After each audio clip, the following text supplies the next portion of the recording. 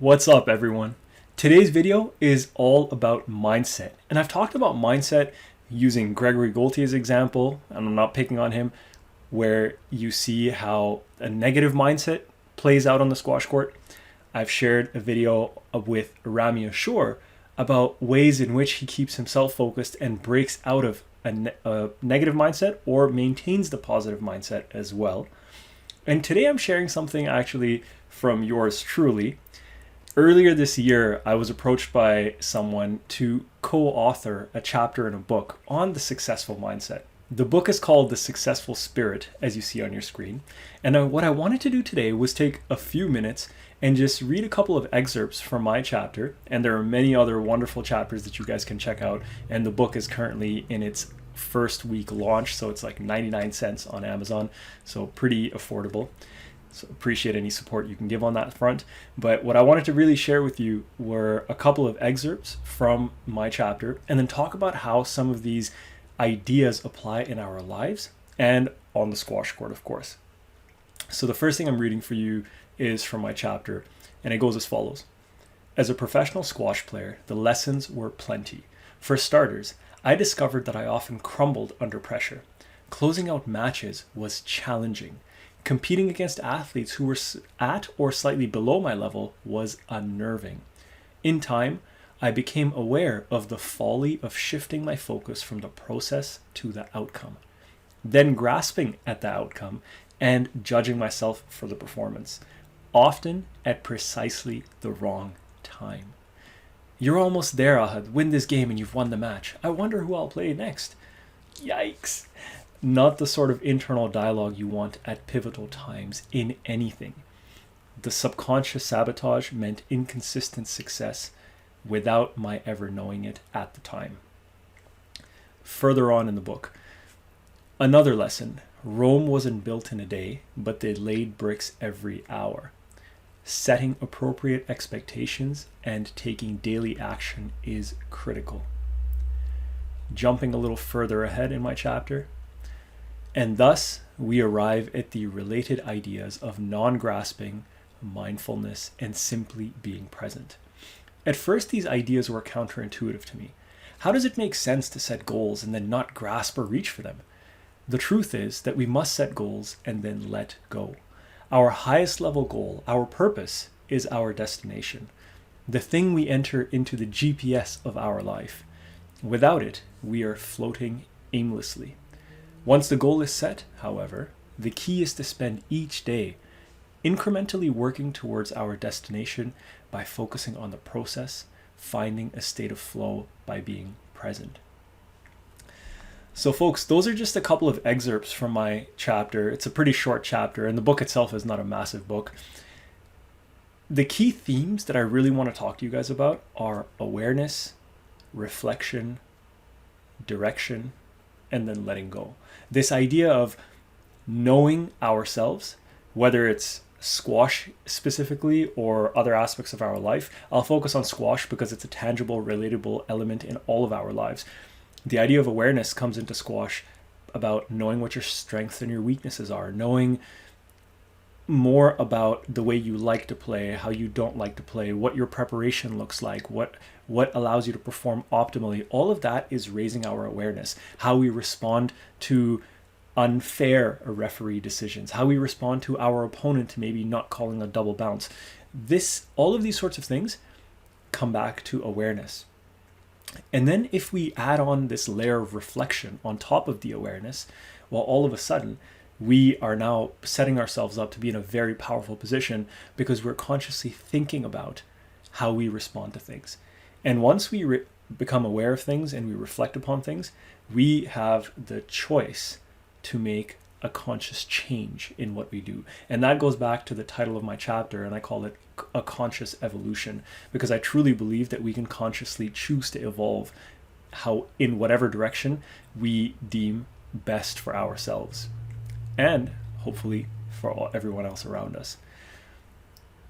Once we have this sense of awareness and this reflection, if we can set some direction for ourselves, so in squash that might be some sort of a goal. So the common acronym that everyone uses is a SMART, SMART. So specific, measurable, attainable, relevant, or realistic, and timely or time bound.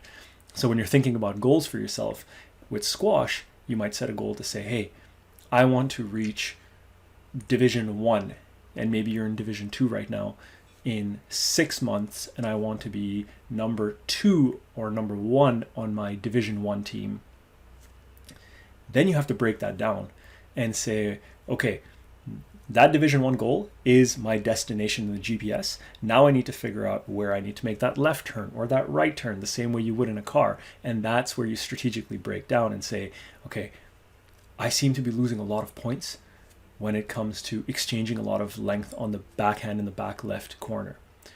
Well, all of a sudden, if you're aware enough to know that, if you reflect upon your game to realize that that's where you are actually losing those points, you now have direction in terms of where you want to be in terms of your squash. Well, now you can actually set those SMART goals and begin to take action. But now once you take action, it's really critical to not be overly judgmental and hard on yourself when you're taking action. And I'm guilty of this. I've cried after matches. I've been angry. I've wanted to quit. I've gone through a whole roller coaster of emotions, the same way I'm sure you have. But I'm hoping that by hearing this again, maybe, or hearing it for the first time, I'm hoping that this starts sinking in. It's like a seed. We're planting the seed, and the more you practice it, the more you're nourishing that seed, and the more that is going to blossom. And then there's this idea of, in Buddhism, they talk about non-action. And this is this idea, in my opinion, of flow, of doing something without actually forcefully doing it. So they call this idea non-grasping, and you bring this idea of non-judgmentalism into it as well, of being non-judgmental. So when you think about non-grasping, to me, there's this element of faith that comes into it too.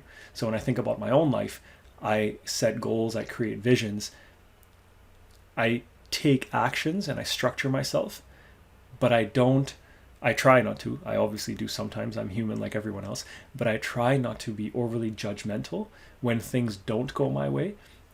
And this is where that next element of perspective comes in.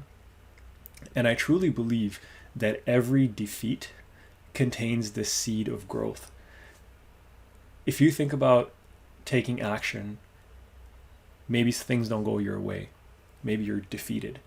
But if that perspective is there of every defeat contains the seed of growth, defeat is no longer going to be a bad thing. Now, obviously, I'm not suggesting that you go out and you lose all the time to start planting seeds of growth.